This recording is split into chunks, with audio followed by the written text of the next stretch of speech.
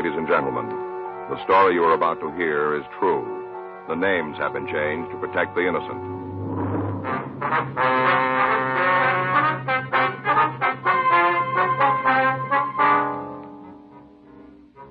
You're a detective sergeant. You're assigned to homicide detail. A night watchman has been stabbed to death in a downtown appliance store. There's no apparent motive for the killing. No lead to the suspect. Your job, find him.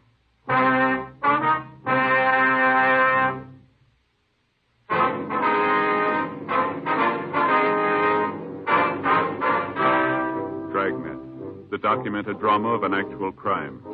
For the next 30 minutes, in cooperation with the Los Angeles Police Department, you will travel step by step on the side of the law through an actual case transcribed from official police files. From beginning to end, from crime to punishment, Dragnet is the story of your police force in action.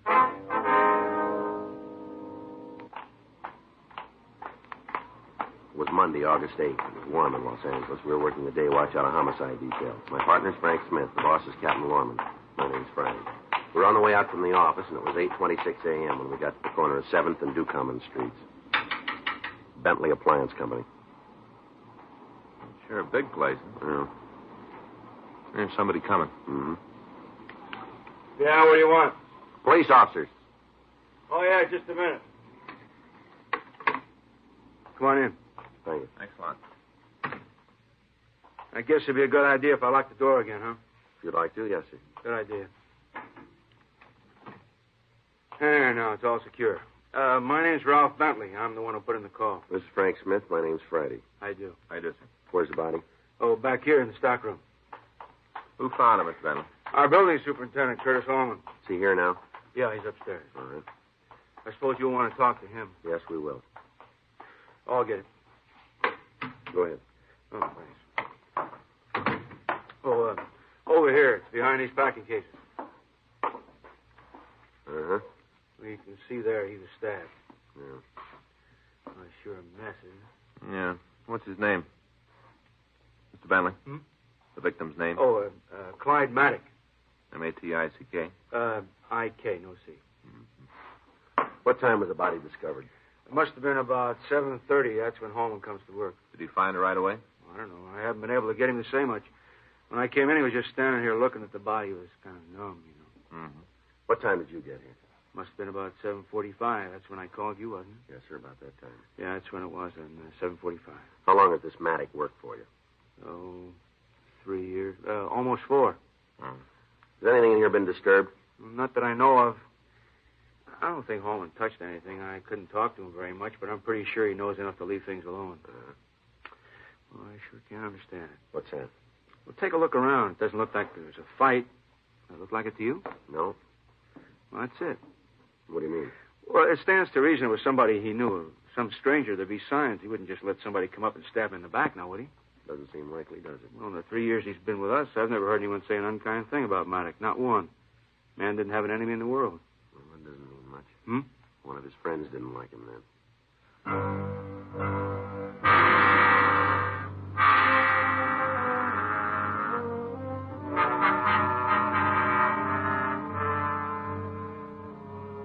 "8:30 a.m. We put in a call to the crime lab and asked them to come out and go over the scene. The manager led us upstairs to the main offices, and we met the building superintendent, Curtis Hallman. He was a small man in his early 50s. I don't care how it looks, Mr. Faraday. I didn't do it. You got to believe that. I didn't have anything to do with it. Now, nobody says you did, Holman. The officers just want to ask you some questions. Well, I don't want them to think I killed him. I don't want them to think that. What time did you find the body? I guess it must have been around 7:30, someplace around in there. Mm-hmm. You see, I just come in, locked the door after me, and then I was going to come up here and change my clothes. Yeah? I got my own closet down there in the hall. My own closet. Yes, sir. I was coming back, going upstairs, and I saw him just laying there. Right away, I knew he was dead. Mm-hmm. Didn't have to have nobody tell me that. I knew he was dead. What'd you do? Nothing. Couldn't. What's that? Couldn't do nothing. First time I ever saw a dead man. I don't know. Just stood there and looked. First time. Yeah, that's where he was when I came in. Yeah, I was just there. You see, I didn't kill him. Wasn't me. Somebody did it, but wasn't me. All right, Holman, all right. Now, we was friends, Clyde and me. Friends.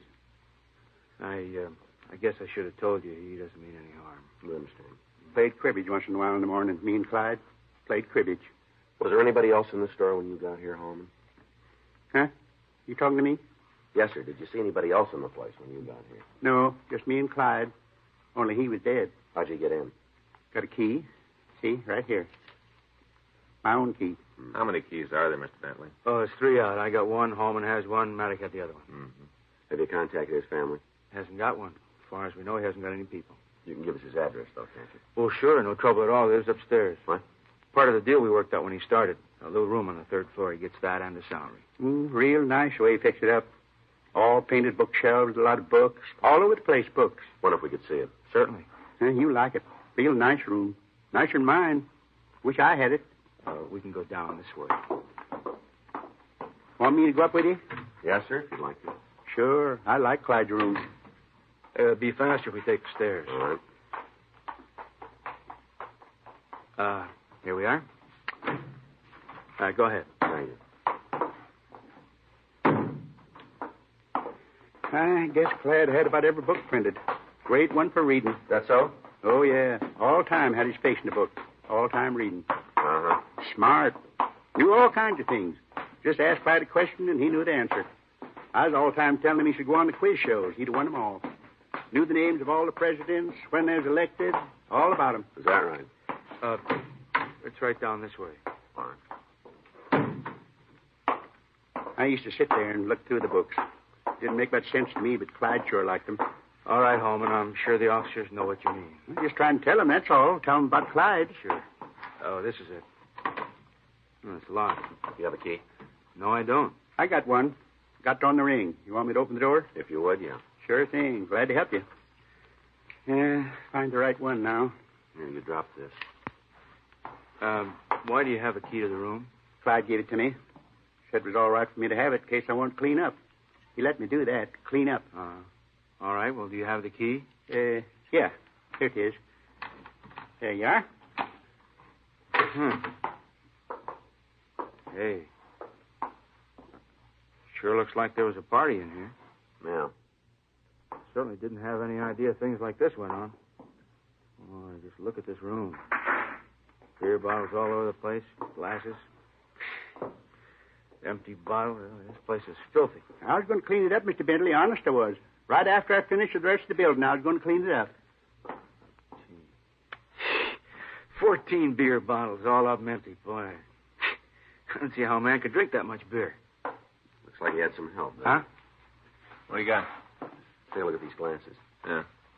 Lipstick. Don't smear. touch them. I'm sorry.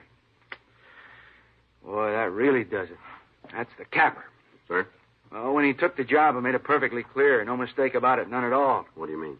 Beer drinking, I don't mind. He's got that right. But I told him there wasn't supposed to be any women up here. No. He knew it. Doesn't look good. Place of business just doesn't look good. Yeah. I told him if he broke the rule once, just once, he'd be sorry about it. That's what I told him. He's got no quarrel about it now. Huh? He's sorry.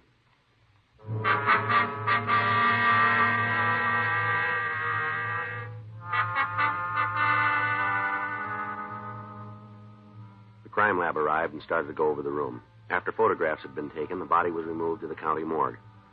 Apparently, the victim had died of internal hemorrhage caused by 3 deep stab wounds in the back. He'd been dead about 36 hours. From questioning the other employees of the store, we were able to find out a little about the victim's background. All of them knew him as a quiet man who kept pretty much to himself. We asked about the women friends. They couldn't help us there either. The questioning continued. As far as I know, there wasn't anybody. You ever mention any friends to you? No, we didn't talk much. I didn't see him a lot. You know, he'd be in the halls or something like that, but we didn't talk much. Is there anything more you can tell us that might help? I don't think so. If I think of anything, I'll let you know. All right. Thank you very much. Is that all? Yes, ma'am.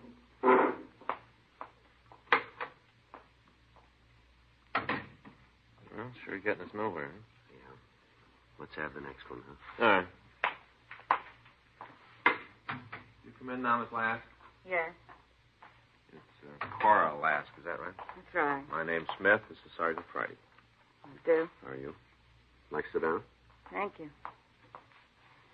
Guess it's about Mr. Maddox, huh? That's right. Awful thing to have happen. I work in the office, almost right under his room. Kind of gives me the creeps to think about it. Real creepy. Did you know him very well? Yeah, I guess you could say I did. I went to lunch with him a couple of times, even had a couple of dates. Not flower-type dates, though. How's that? He didn't bring flowers. Oh, I see. We met after work and went to dinner. Nothing serious. Mm-hmm. Do you know any of his other friends? Oh, just about everybody in the place. Wasn't anybody that wasn't friends with Mr. Maddox. Everybody liked him. Is there anybody special? You mean like a girlfriend? That's right. I don't know. Unless maybe it was Bessie. Who's that, miss? Bessie Rowan. Her and Mr. Maddox were pretty friendly. You ask me, I'd say it might even have been serious. She work here? Yeah, stockroom clerk, head of the department. I see. Pretty important job. Got charge of all the ordering. Yeah. You ever been in Mr. Maddox's room? I know you're just trying to do what you think is right, Mr. Friday. But I don't like what you're getting. No offense, Miss Lass. Just a routine question. Oh, the answer is no. I told you. I just went out with him a couple of times, that's all. I see. You remember that. Yes, ma'am. Is Miss Rowan here this morning? No, she isn't. It's a funny thing, too. What do you mean? It's not like her to miss a day's work. Long as I've been here, she never done it before. Always here, always on time. Mm-hmm. That's why it's so funny. She called this morning and said she wouldn't be able to make it. She say why? Not really. Kind of talked around it, you know. Matter of fact, I didn't think she had a real reason for not coming in. How was that? The way she acted. Say, you don't think it had anything to do with Mr. Maddox, do you? I wouldn't know. I bet that's it. She knows something. That's why she's not coming in. That's the reason. It's possible. More than that, she knows something. I'll bet you on it. Bet you anything. No, it wouldn't be too fair. Huh? We'd like to see you win.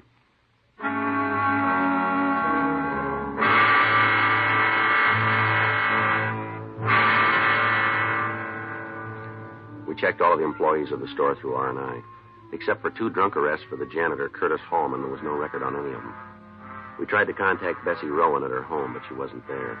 The neighbors were unable to tell us anything that might aid us in finding her. We asked them to notify us in the event she returned. At 12:46 p.m., an unidentified woman called the Bentley Appliance Company and asked for the victim. She was told that he was out and was asked to leave a phone number where she could be contacted. Frank and I checked with the phone company and found that the number was assigned to a public phone booth in a downtown department store. We drove over to the place and talked with one of the clerks. Yes, it seems to me there was a woman by the phone booth. Can you give us a description of her? Not a very good one, I'm afraid. Mm-hmm. Well, anything you can tell us might help. See, there is one thing, though. What's that? Might not mean anything. Well, what is it, ma'am? Her hair. Yeah? Real red. About the brightest red I've ever seen. Had to come from a bottle. Never saw any natural hair that color. All right. Does that help you any? Well, we don't know yet. I didn't think it would. Just something you remember. Something kind of outstanding. Mm-hmm. I just thought of it. Figured it might be a way for you to remember if it's the one you're looking for. Well, if it is, we've got another way.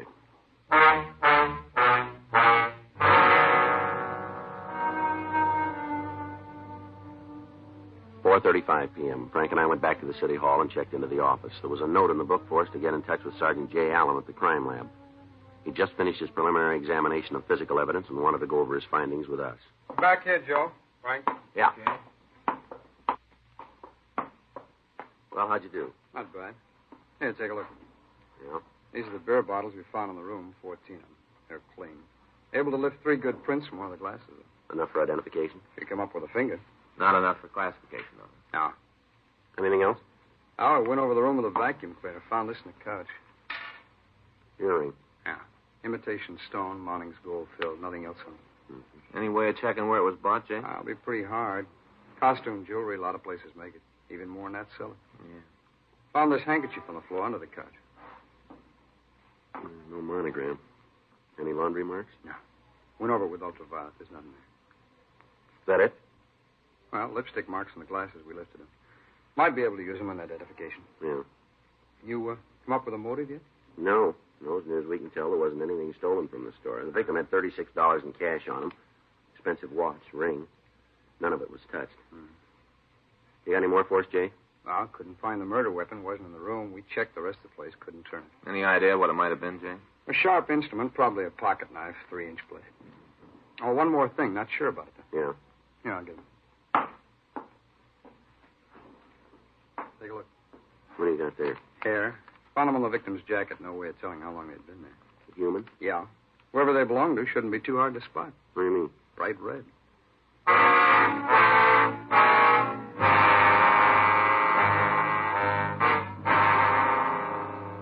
We left the crime lab and drove over to the Bentley Appliance Company. We went up to the second floor and talked with the secretary again, Cora Lask.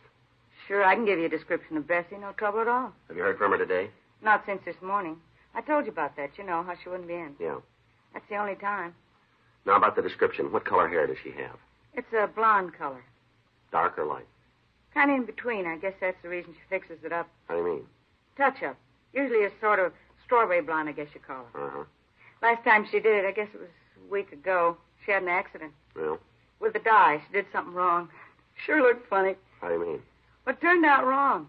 Embarrassed her all over the place. Everybody was making cracks about it. She said she was going to redo it first chance she had. Yeah. I kind of laughed myself. It was pretty hard to imagine. What's that? That color red hair.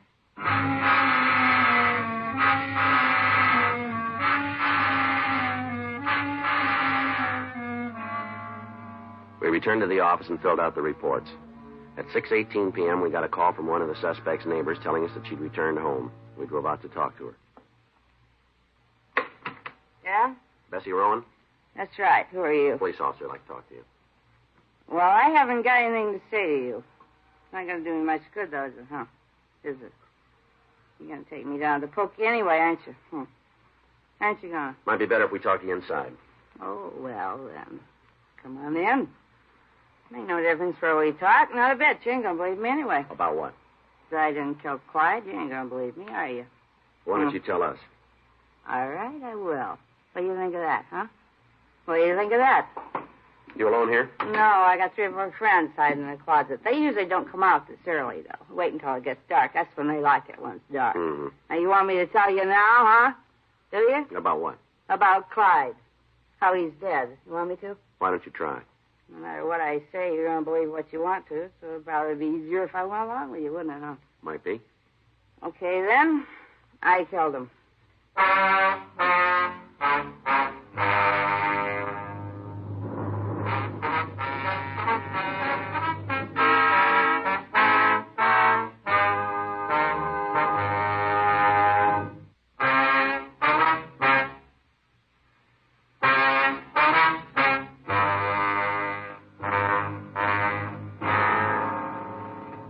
6:23 p.m. We continued to talk to Bessie Rowan. Frank went out to the kitchen and made a pot of coffee. After we'd gotten several cups down, Miss Rowan, she sobered up and was able to answer our questions. I didn't mean it. I wasn't feeling very good. I guess that's why I said it. Did you see him Saturday night? Yeah. Where? After work. Met him. We went to the place on the corner, had a couple of drinks, and then I came home.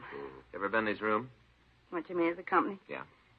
Guess it wouldn't do any good to lie about it. Yeah, I've been there. When? I don't know. I guess the last time was a week ago. Somewhere in there, I had a couple of drinks. Mm-hmm.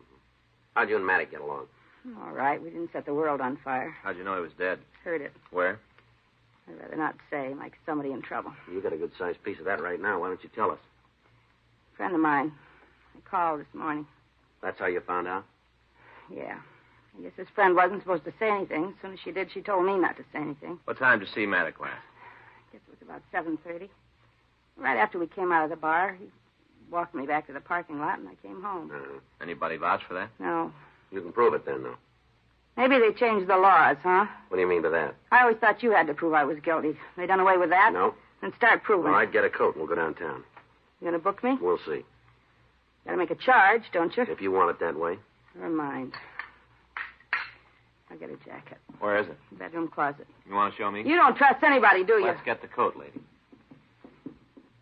That's the one. Okay. Here you are. The gentleman would hold it. Yeah. All set? Yeah, I guess so. You turn off the coffee? Yeah, I think so. You better be sure. I'm not going to come home and have to clean a burned coffee pot. Oh, don't worry about it. Huh? You might not be coming home.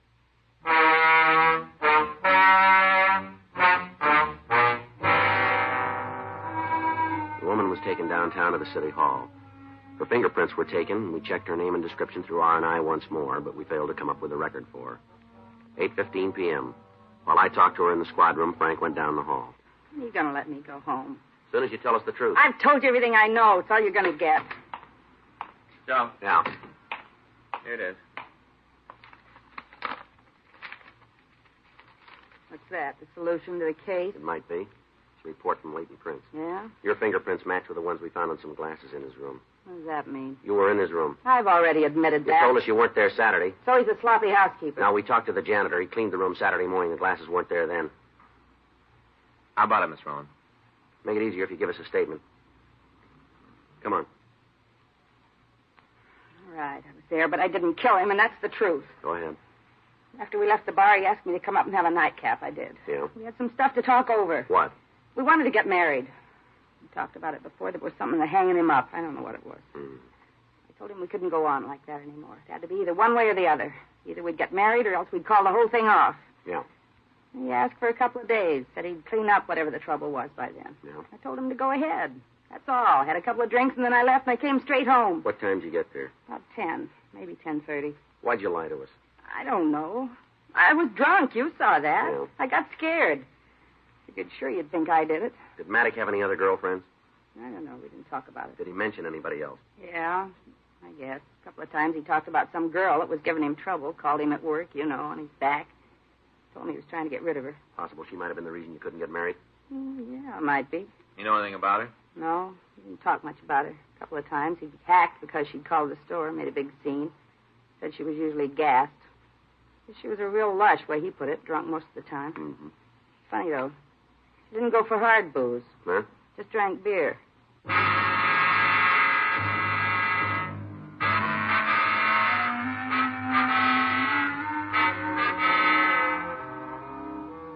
On the chance that the empty beer bottles we'd found in the victim's room had been bought in the neighborhood, we began an immediate canvass of the liquor stores in the area. We gave the dealers a description of Clyde Maddox, and we also asked if a woman had purchased 14 bottles of beer. In the first 5 stores, we drew a blank, but the clerk in the 6th told us that he had made such a sale on Saturday night to a woman. He was unable to tell us who she was, but he did say that he'd seen her several times in the neighborhood bars. We started to check them. Several bartenders knew the woman, but were unable to tell us her name or where we could find her. At 12:20, we stopped at a place called the Pink Pigeon. Yeah, I know her. In here all the time. She's a beer drinker. You know her name? Well, let me think. Yeah, Gladys something. I don't think I ever heard the last part. Wouldn't make me unhappy if she didn't come back. What do you mean? Well, she's all the time tanked, loud, dirty mouth. Chick like that doesn't do the place any good. You know where we can get in touch with her? What's the matter? She done something? We'd like to talk to her. Well, sure. I didn't mean to stick my nose in where it don't belong. That's all right. You know where we can find her? I don't know. I guess her place would be as good as any. Well, where's that? A couple of blocks up. It's a brown house, second from the corner. You can't miss it. Just like her, a real mess. There's weeds all around. It's a brown house. All right, thank you. I'm glad to help out. I've been saying for a long time she was going to end up in real trouble. Been saying that for a long time. I've been telling everybody. Uh-huh. They didn't believe me. Well, they will now.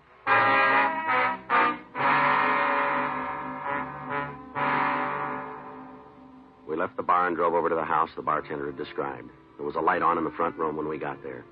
The name on the mailbox read, Mrs. Clyde Maddox. Yes, You Miss Maddox? that's right. Who are you? Police officer. Come on in. I've been expecting you. So wait a minute, I'll get a coat. That's all right, I'll get it. You kind of surprised me. How's that? I kind of figured you'd find me before this. Didn't think it'd take this long. Did you kill him? Yeah. He wanted a divorce. I wouldn't give it to him. Wanted to marry some floozy where he worked. He wouldn't give me a chance to work things out. I tried to convince him he was wrong. I told him if he tried to leave me, he'd be sorry. I tried to convince him. He wouldn't believe me. Or maybe he does now. Let's go.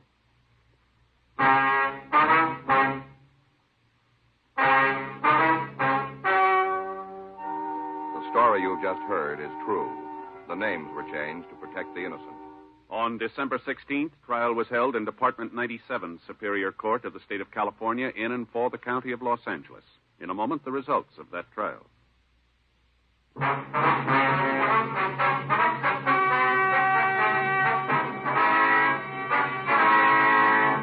Gladys Markham Maddox was tried and convicted of murder in the second degree and received punishment as prescribed by law. Murder in the second degree is punishable by imprisonment for a period of from 5 years to life in the state penitentiary.